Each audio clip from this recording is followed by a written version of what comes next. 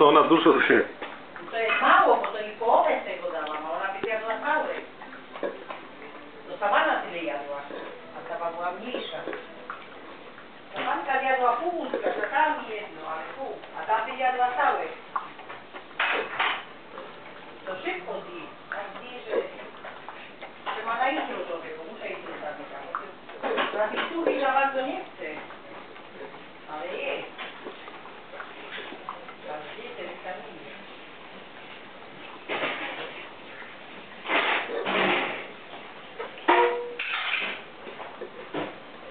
Tam morozołek z tego mięska i tam to już smakuje.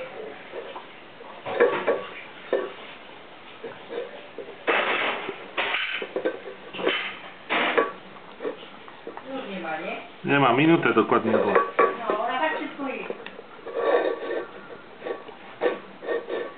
Chyba mnie nie leży, wie, że jej wszystko daje.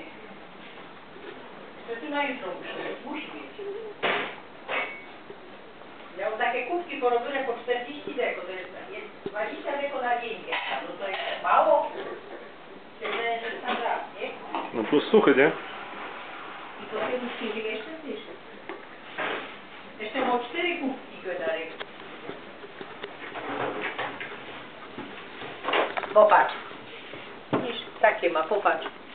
Ale to są kości, to muszę obierać, bo same mięso to było lepiej. Ale wystarczy, poobieram i jest dobrze. Ja tę kawę zrobię. Ona jest jeszcze głodna. No nie, to ich suchego potrzebują.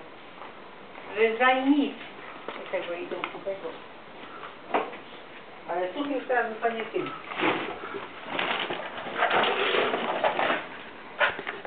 Już na oko mi.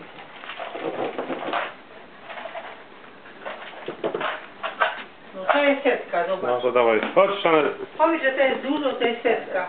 No. Takie 3 kubki to jest mało dla... Masz Chanelka. Trzeba zwiększyć. Ja jej daję więcej, a jak ona nie zje, to jej zabieram. Chanel? Chodź. Chodź.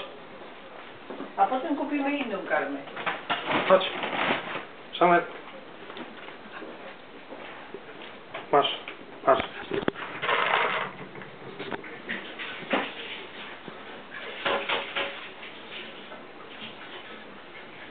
Ja kiedyś przyjdę do ciebie. A patrzę, bo ona nie chce jeść tego, patrz, już się nadła. To tak będzie teraz dobierać, ona teraz nie chce.